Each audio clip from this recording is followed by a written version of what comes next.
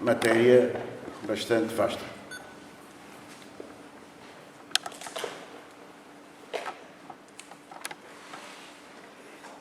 Queres falar? Fernanda. Claro. Eu fiquei muito interessada nesta última apresentação sobre, enfim, a forma como filosoficamente é apresentada e pensada a memória, mas não posso deixar de fazer alguma relação com a comunicação anterior, porque, enfim, a sensação que eu tive foi que esta ideia de que as imagens que ficam a partir de um determinado objeto real, no fundo, correspondem de alguma maneira àquilo que a Teresa apresentou. Essas imagens são efetivamente a informação. E, enfim, nós do lado da ciência da informação pensamos que isto, não diferentemente da filosofia, como é evidente, mas com relações também. E quando estava a colocar a questão de onde é que se situa a memória, onde é o locus da memória, eu não posso deixar de colocar para aqui hoje as neurociências, não é? Porque excluir de todo este debate da memória a questão do estudo do cérebro e os avanços da neurociência, os estudos do António Damasio, etc. Eu acho que não, neste debate que me parece que é muito rico, porque é muito interdisciplinar, deixar de fora essa componente, parece-me que, enfim, isto não é bem uma pergunta, mas é um comentário para os dois, que é algo que, na atualidade, não pode ser deixado de lado, não é? Eu até atrevo também a deixar aqui mais uma pequena nota. Atrevo porque não é as áreas em que eu tenho trabalhado, mas recordo também aqui muitas coisas escritas pelo T. Bingle e, nomeadamente, a questão de que a memória, o cérebro, o corpo e o gesto e tudo está interligado, não é? Portanto, olhando também nas neurociências, mas tudo está interligado, não é? Eu estou encostada a uma parede, eu estou a olhar para estas pessoas, quer dizer, tudo está sempre em interligação. E às vezes buscar um sítio especial é importante, não perdendo a noção que se calhar as coisas não são tão simples de encaixar em certos sítios tão fechados. Se calhar as coisas estão sempre, não é? No processo de articulação e de memória, porque às vezes, por exemplo, para me lembrar de alguma coisa como uma canção infantil, eu posso ter que até, por exemplo, uma coisa, eu posso querer, às vezes faço uma entrevista lá no meu trabalho sobre uma canção de trabalho e a pessoa, não sei como é que era, não sei o quê, mas faz o gesto de cavar e vem logo o gesto de cavar, a memória da canção do trabalho do gesto de cavar. Portanto, aquilo está ligado, lá está, não é? Era só este acrescento que eu às vezes tenho necessidade de salientar, porque acho muito interessante todos estes temas e todas estas relações. E este projeto da memória, fantástico, dou-os parabéns, não é? Tenho acompanhado de longe, mas há outros projetos a decorrer, não da vossa dimensão, mas a questão do que é a memória é muito importante, até porque as memórias, o que é que são memórias? A memória é o que a pessoa naquele momento nos está a dizer, que é a sua memória naquele momento, mas que não é a verdade, não há verdades.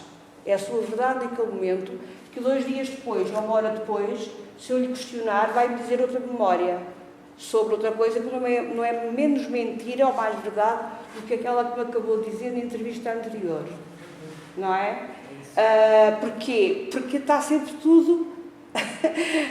as coisas estão sempre a ser processadas, não é? As coisas estão sempre em processamento. O que me aconteceu há 5 anos, eu interpreto agora de uma maneira diferente do que há 2 minutos atrás. E, portanto, a memória é uma coisa sempre em transformação e não está parada, não é? E isso é muito interessante, precisamente por causa disso. E não é menos importante essa essa plasticidade. Eu acho isso fascinante, até mesmo nas pessoas e nos sujeitos, não é? Acho fascinante, porque eu tenho feito algumas entrevistas e a pessoa vai lá um ano, dizer-me umas coisas, e depois volto lá 5 anos e falo, às vezes, de propósito, das mesmas questões e já são outras histórias diferentes, e porque depois, como disseram muito bem, nós, quando falamos dos mais idosos, a infância é sempre um momento feliz, mesmo quando têm momentos traumáticos, como fome, andavam descalços, a escola era uma escola de terror, eles eram felizes, eles brincavam, eles tinham amigos, eles viviam em sociedade, portanto, romantizam a sua pobreza, não é? São felizes. Agora são velhos, estão sozinhos, não têm ninguém que os escute. Ou seja, é tão complexo, não é? Tudo. E por isso mesmo é tão interessante. Tudo isto é tão interessante. Que é mesmo estas vários aportes, não é? E vários cruzamentos que vêm desde a pré-história, com a comunicação, até ao atual hoje. Eu aqui a falar, por exemplo, não é? Em que a memória está sempre em mutação. Eu estou sempre e além disso, por não falar nas questões que também todos sabemos, já, não é? Que são as falsas memórias. Não é? No campo até da psicologia, se queremos chamar da psiquiatria ou o que seja, nós criamos memórias, criamos falsas memórias. Muitas vezes para coisas traumáticas, criamos falsas memórias para nos dar resposta a coisas que nos sucederam e que nós temos que dar resposta. E podemos criar essas falsas memórias, quer como sujeitos individuais, como às vezes em grupos e em comunidades. É muito interessante a questão da memória e o desafio. É engraçado nesta linha. Mas precisamente por causa dessa plasticidade é que há a necessidade do registro. Porque o registro é tal externalização que permite de alguma forma fixar as memórias de um determinado momento, não é? E perpetuá-las e deixá-las para o futuro, não é? Sim, eu acho que o registro é importante. São importantes os vários registros, tal como os documentos que foram escritos. Eu tenho várias crónicas dos vários reis e tenho que fazer crítica às crónicas que foram escritas e pagas pelos reis. Porque eu sei que o cronista que pagou a crónica que enaltecia o rei tal, só podia dizer bem do rei tal. Não é? Portanto, eu tenho que confrontar com uma série de outras fontes possíveis para aferir até que ponto é que está, digamos, as possíveis coisas que se intercalam, entre aspas, verdades. Esses registros são fundamentais, porque senão perdem-se para sempre. Mas é a sucessão desses registros que nos vai dar também essa noção importante, precisamente, de que as coisas não ficam paradas no tempo. Porque o tempo não está nunca parado. Foram aqui ditas coisas que eu acho muito interessantes, a começar por estes últimos comentários da Flor, da plasticidade da memória, e isso evocou-me relativamente à comunicação do Marco, parabéns aos dois. Sim. Mas evocou-me algo que o Tim Ingold também escreve sobre isso, portanto, no The Luz, quando ele coloca em causa precisamente um modelo em que ele é mórfico da realidade, da realidade estar em permanente vir. Há aquele texto famoso da pedra, que ele pede uma pessoa para ter a pedra molhada no momento em que inicia a ler o texto, e quando a gente acaba o texto, aquilo para a tarde, portanto, já não é a mesma coisa, lá está, o hilo já não é a mesma coisa, já está seca a pedra, e portanto esta ideia do real como em permanente deveniência, que é muito interessante e que de algum modo se relaciona com, acho eu, com a própria plasticidade das memórias, porque se a própria realidade está em deveniência, quanto mais as imagens que dela vamos obtendo ao longo da vida. E relativamente às neurociências, eu também acho interessante, e também se coaduna um bocado com este aspecto da nossa infância, ser muito feliz e tal, é que de facto isto aparentemente tem que ver com ou seja, o nosso sistema nervoso é quando somos pequenos que está no seu apogeu, E outro dia vinha a ouvir até um linguista, acho que era linguista na Antena 2, a falar precisamente da dificuldade que as pessoas a partir de determinada idade têm a aprender línguas, porque precisamente quando somos crianças temos que adquirimos todas essas ferramentas e por isso mesmo as pessoas que têm doenças degenerativas e tal, o que é que se lembram? São dessas memórias, por mais plásticas que sejam, da infância. Eu só preciso mais um bocadinho citar no almoço. Acho que também é muito importante, talvez aqui salientar, também focar, não é? São as pessoas, as memórias, os territórios, os espaços, sejam os quais espaços, os espaços da casa, o espaço que vai do caminho que faço daqui para lá, que vou para a horta, que vou para o trabalho, que vou da minha casa para o meu trabalho, com aquilo que eu me cruzo, com aquilo que eu não vejo, com o que não me cruzo. Tudo isso acho que é cada vez mais fundamental para qualquer estudo que se queira fazer sobre pessoas, comunidades, territórios.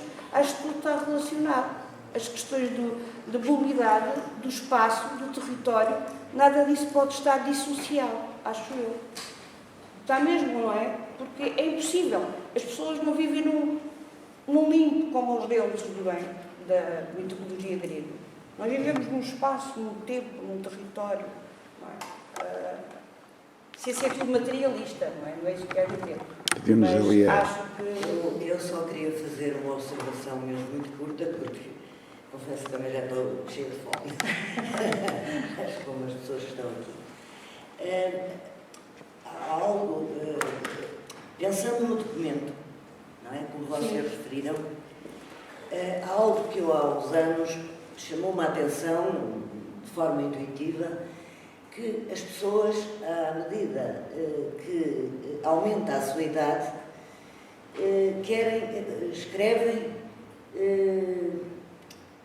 biografias. Claro. E escrevem, e às vezes até escrevem. Mentalmente? Mandam escrever enquanto estão vivos, para que não haja, para passarem a mensagem do que são e do que querem passar, como documento, para, digamos assim, para ser contrastado com o que os outros vão dizer deles, independentemente da pessoa, foi a primeira coisa que eu senti nas memórias do Mário Soares.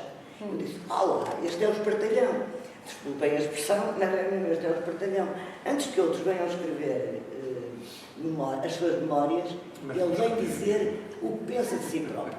Falei dele porque foi o momento em que eu pensei nisso. Claro. Mas muitas outras pessoas fazem isso, e até antes do Mário Soares, pessoas que nós conhecemos. Portanto, eu acho que, digamos, as pessoas quanto mais cultas são, mais noção têm de que querem deixar uma herança documental diferente. Antigamente deixavam uma propriedade, eu sou de uma sociedade camponesa, não é? Uma casa, a memória, a história que se contava. Agora querem deixar um livro, um texto, uma pintura, um rascunho, e até dizem, olha, estes meus apontamentos são para ti, como legado futuro. Estes documentos ficam aqui. Pronto, era só isto. Obrigado. Eu já engoli uma quantidade de coisas que gostava de dizer. Queres dizer alguma coisa? Não, eu só queria dizer, foi pena não termos mais tempo para debater isto, não é? E poder dar um pouco também de feedback às duas primeiras comunicações, só para debater sobre a memória, mas de ver que, de facto, primeiro dar os parabéns, usar a antropologia para esta análise original da arqueologia, e ver que, de facto, que quem trabalha em antropologia, neste caso, estas sejam metodologias que esse colar nos dá, que por vezes esta busca de síntese, de classificação, oculta uma coisa que é por vezes encontramos no mesmo local várias ontologias, não é? E a minha experiência é que, de facto, tanto a possibilidade de elas se manifestarem e mesmo a pessoa numa comunidade ter esta aproximação ontológica, eu encontrei muitas vezes, não é? E apesar de algumas sociedades serem mais tipificadas por uma ou por outra, nós encontramos muitas vezes em camadas e paralelas não superiores na pesquisa, não é? Por isso é que eu acho que é importante esta distinção que ele faz, e faz isso num livro precisamente de Entretien, o Charbonnier, e estes livros, estes Entretiens, têm essa vantagem que é uma pessoa coloca questões e obriga as pessoas a ir pensando. E eu penso que é daí que vem este conceito de modo de identificação, precisamente para distinguir aquilo que é uma visão do mundo, uma ontologia, de quem se híbrida, que tem sempre esse caráter híbrido, mas que acaba por estar dominado por um modo de identificação.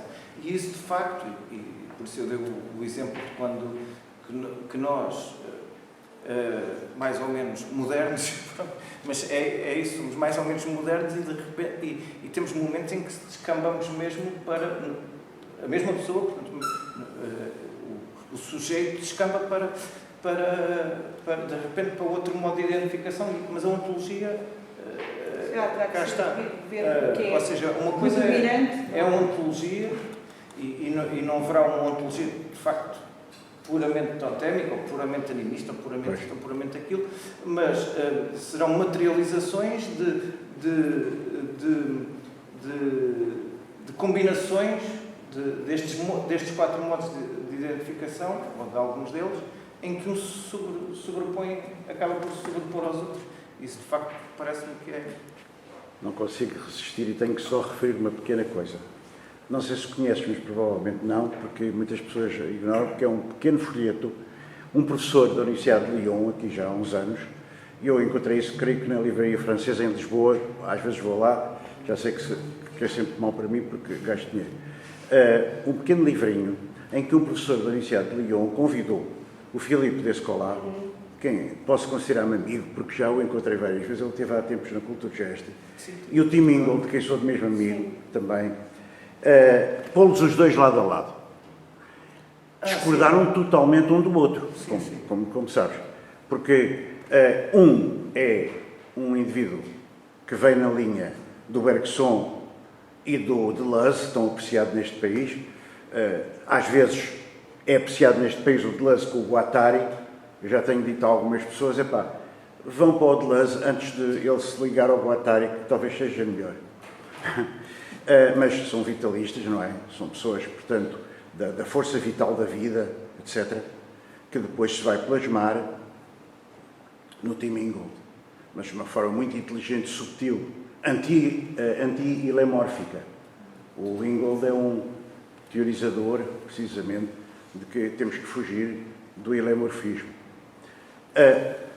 Ao passo que o Descola é um estruturalista, é um indivíduo que tem um percurso, não posso agora aqui descrever, mas digamos, o discípulo na essência, o maior discípulo do Levi-Strauss.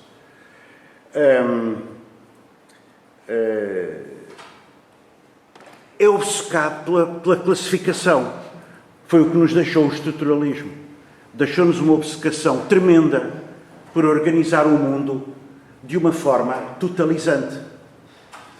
Aí eu vou para Hegel, e eu vou para Zizek, e eu vou para Lacan, e digo, a realidade é intotalizável, porque ela não é total.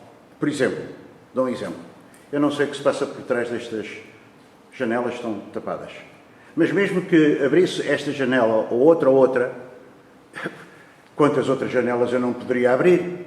Portanto, a realidade, para o ser humano, para mim, para qualquer outro, mesmo para uma comunidade, é sempre intotalizável.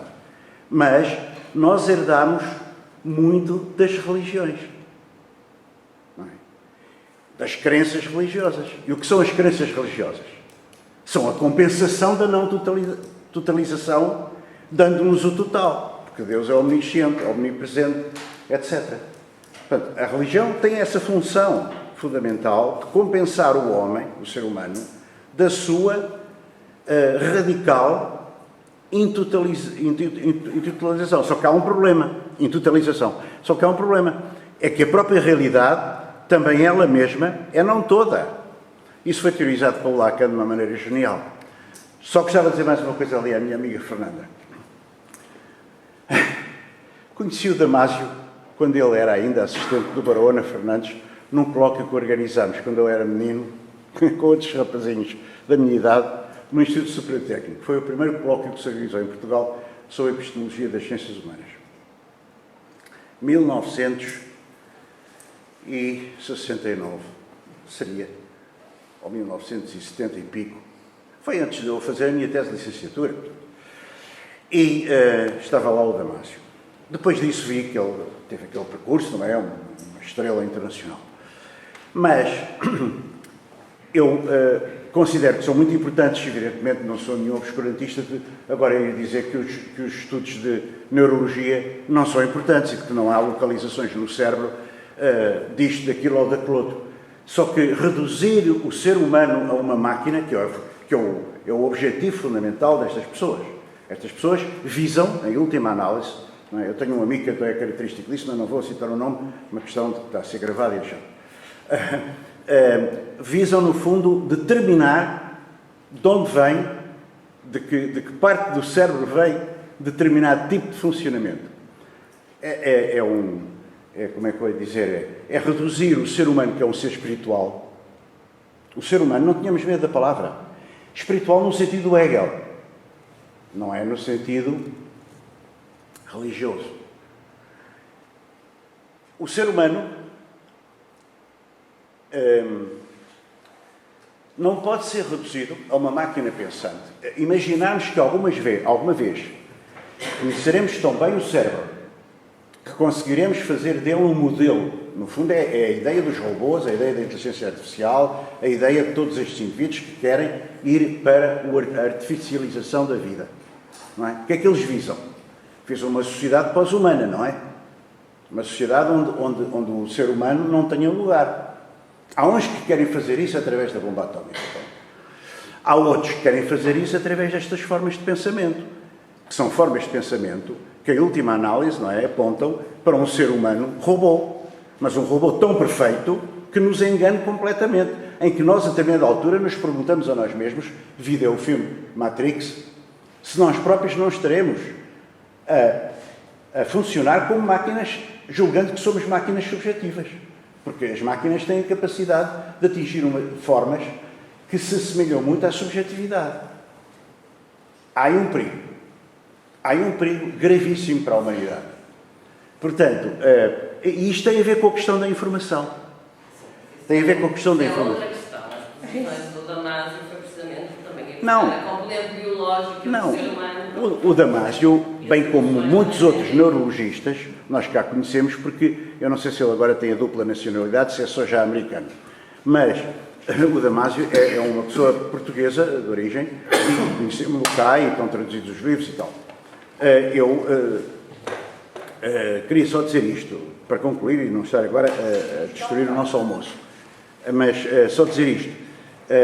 Evidentemente que, quer dizer, todos os estudos de ciência são importantes, mas dentro da ciência, seja qual for a ciência,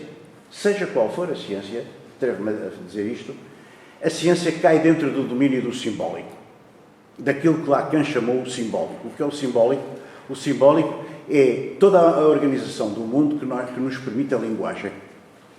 O ser humano está desnaturado ou está separado da natureza através da linguagem. Isto não é uma atitude espiritualista ou antimaterialista, isto é materialismo puro. Hegel era um materialista, total. Embora, é curioso, as pessoas falavam ainda de Deus, não é? Falavam ainda do divino, mas falavam disso como um conceito. Era já um conceito que estava muito esvaziado do seu conteúdo religioso. E isto é um passo fundamental da história da humanidade, de facto. Para bem e para mal.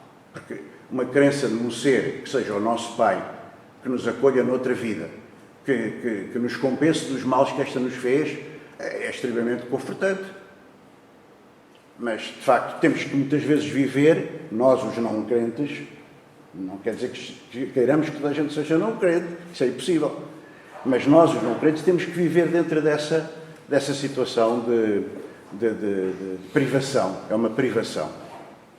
Mas, isto para dizer que usar a palavra espírito, e até usá-la com a letra maiúscula, é uma forma boa, não de eliminar o interesse da informação e o interesse de toda a informação que nos vem da ciência, e nomeadamente das ciências neurológicas ou das que estudam o cérebro, e de uma maneira geral o sistema nervoso, porque, evidentemente, se não fosse o sistema nervoso, nós não tínhamos qualquer ideia sobre absolutamente nada, não é? Éramos uns animais como outros quaisquer, estávamos placados ao presente e ao instinto, e sempre chamar a atenção para aquilo que foi a Revolução Freudiana, porque a Revolução Freudiana vem na linha do que eu estou a dizer, e já foi há muito tempo em que o Freud descobriu o inconsciente. Reparem quantos séculos foi preciso para se passar do do cogito ergo sum, não é, do Descartes, para o cogito moderno, não é?